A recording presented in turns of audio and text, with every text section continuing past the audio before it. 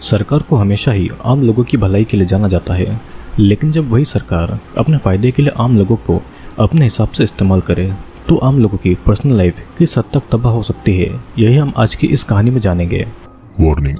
Welcome to Horrorland. अगर आप पहली बार इस चैनल पर आए तो चैनल को सब्सक्राइब करके जरूर जाना। मूवी की कहानी शुरू होती है जून और उसके पति और उसकी बेटी से, जो कि अपनी कार से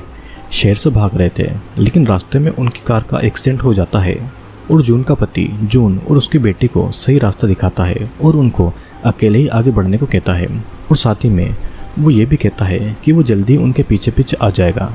जून अपनी बेटी को लेकर उसी रास्ते से आगे बढ़ती है, लेकिन कुछ ही देर में जून को एक गनशॉट की आवाज़ सुनाई देती है, मतलब कि उसके पति को मार दिया गया था, और जून अपनी बेटी के साथ में जंगल में एक जगह पर छुप जाती है। लेकिन वहाँ की आर्मी आकर जून से उसकी बेटी को छीन कर ले जाती है और जून को भी बेहोश करके कहीं दूसरी जगह पर ले जाया जाता है। अब कुछ दिन के बाद हम जून को देख पाते हैं, जो कि लाल कपड़े पहने एक अमीर आदमी फ्रेड के घर पर मेड बनी हुई थी, लेकिन जून का काम घर का काम करना नहीं था, उसको किसी और वजह से यहाँ पर लाया गया था, और ये बात मैं आपको आगे बताने वाला हूँ। फ्रेड की वाइफ सेरेना भी जून से कुछ सवाल पूछती है और उसे ये बता देती है कि अगर जून ने कोई भी गलती की तो उसे अथॉरिटीज़ के हवाले करके उसकी जगह पर किसी और मेड को रखा जाएगा। जून की भी वहाँ पर एक दोस्त बन जाती है, उसका नाम ग्लेनोवा था, लेकिन वे लोग ज़्यादा बात भी नहीं करते थे क्योंकि हर तरफ से अथॉरिटीज़ उन पर नज़र रखती थी। वहाँ पर काम करने वाला एक लड़का जून से बात करना चाहता था, लेकिन काम के अलावा और कोई बात वहाँ पर नहीं अलाउड थी। अब मार्केट जाते समय वे दोनों एक गर्ल स्कूल से गुजरते हैं। जून वहाँ पर इसी उम्मीद से देखती है कि वहाँ पर कहीं पर उसे उसकी बेटी नज़र आ जाए। अब ग्लेनोवा जून को वहाँ से ले जाती है क्योंकि इस तरह से खड़े रहना उनके लिए खतरा हो सकता है। वे घर लौट रहे थे और वे दोनों एक ऐसे रास्ते से जाते हैं जहाँ पर सरकार के खिलाफ बोलने वाले लोगों को सजा दी जाती थी। वहाँ पर वे दोनों देखते हैं कि एक डॉक्टर जो कि प्रेग्नेंट वुमन की मदद करता था, एक प्रीस्ट और रिलीजन पर बिलीव नहीं रखने वाले आदमी को सड़क पर ही फांसी पर लटकाया गया था और उनकी डेड बॉडीज सड़क पर ही सड़ चुकी थी। कुछ समय के बाद में जून को मेड्स के इंस्टीट्यूशन ले जाया जाता है, जहाँ पर मेड्स को सरकार के हिसाब से ढाला जाता है, और देश में केमिकल चेंजेस की वजह से वहाँ की वुमेन्स एक या दो ही बेबी पैदा कर सकती थी।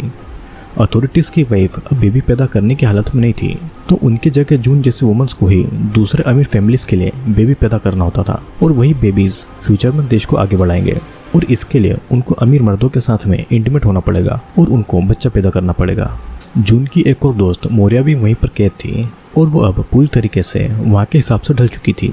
जून मोरिया से मदद मांगती है उसकी बेटी को ढूंढने के लिए, और मोरिया भी उसकी मदद करने के लिए मान जाती है, लेकिन वो जून को अथॉरिटीज़ के हिसाब से चलने की सलाह देती है,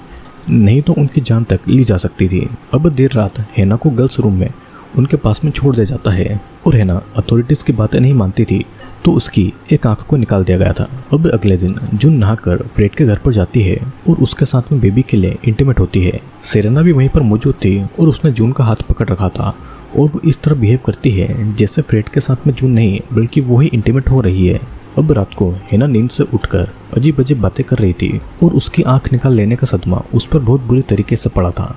जून उसे संभालती है ताकि उसकी आवाज़ कोई दूसरा नहीं सुन सके। अब अगले दिन मेड को बुलाकर अथॉरिटीज़ एक मीटिंग को ऑर्गेनाइज करती है, जहाँ पर मोरिया को पकड़ लिया जाता है क्योंकि उसने वहाँ से भागने की कोशिश की थी,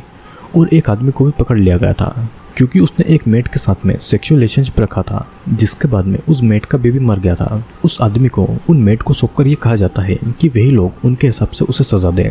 सभी मेड उस आदमी को घेर लेती है और उसे मारने पीटने लगती है, और कुछ ही समय में वो आदमी दर्दनाक मौत से मर जाता है। सीन कट होता है और यहाँ पर मार्केट जाते समय जून और ग्लेनोवा अपनी अपनी फैमिलीज के बारे में चुप चुप कर बातें कर रही थी। ग्लेनोवा तो अपनी फैमिली के साथ में कनाडा भागने वाली थी, लेकिन गवर्नमेंट के लोगों ने उसे पकड़ लिया था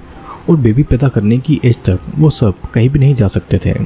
और फिर जून को सावधान रहने के लिए बोलकर ग्लेनोवा वहाँ से निकल